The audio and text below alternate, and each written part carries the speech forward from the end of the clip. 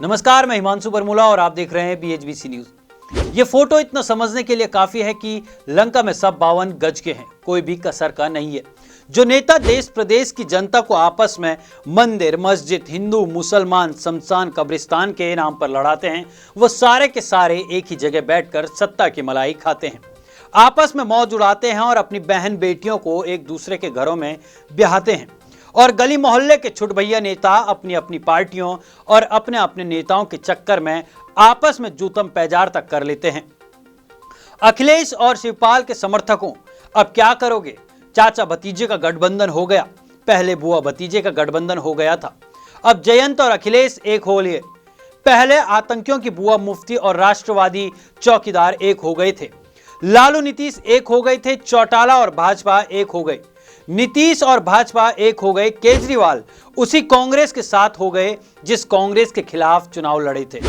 कभी कल्याण सिंह को मुलायम भाते हैं तो कभी मोदी जी को गुलाम नबी आजाद सुहाते हैं, कभी बहुगुणा भाई बहनों को कांग्रेस में देश की आत्मा नजर आती है तो कभी भाजपा भाती है, कभी अटल बिहारी वाजपेयी को इंदिरा गांधी में दुर्गा नजर आती है तो कभी देश की घटिया राजनीति देश के पूर्व प्रधानमंत्री की विधवा को जर्सी गाय बताती है, तो कोई प्रधानमंत्री को नीच तक कहा जाता है, कोई अपने नेता को शिव का अवतार बताता है तो कोई अपने नेता को कृष्ण का अवतार बताता है, किसी को हाथी में गणेश नजर आता है तो कोई तिलक तराजू तलवार को जूते चार लगाता है।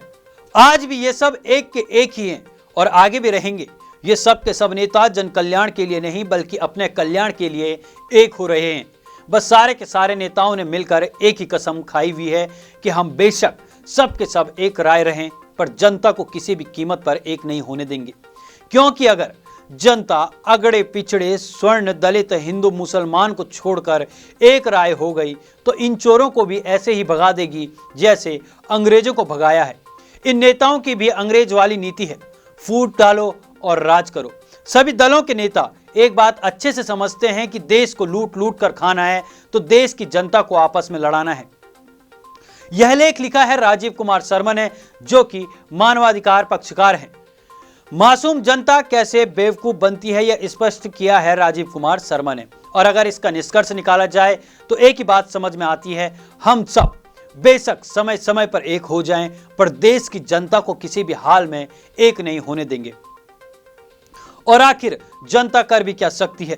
हम सबको एक व्यवस्था के तहत चलना पड़ता है, लेकिन जब जनता रोजगार, शिक्षा, स्वास्थ्य के मुद्दे की बात करेगी तो आपको हिंदू मुसलमान का झुंझुना पकड़वा दिया जाता है, फिर आप इन मुद्दों पर बात नहीं करते हैं, या फिर सभी राजनीतिक दल एक दूसरे पर आरोप प्रत्यारोप का दौर शुरू कर देते हैं।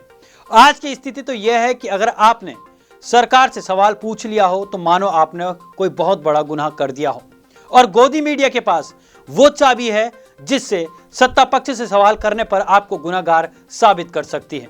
अभी के लिए बस इतना ही। देखते रहिए BHBC न्यूज। नमस्कार।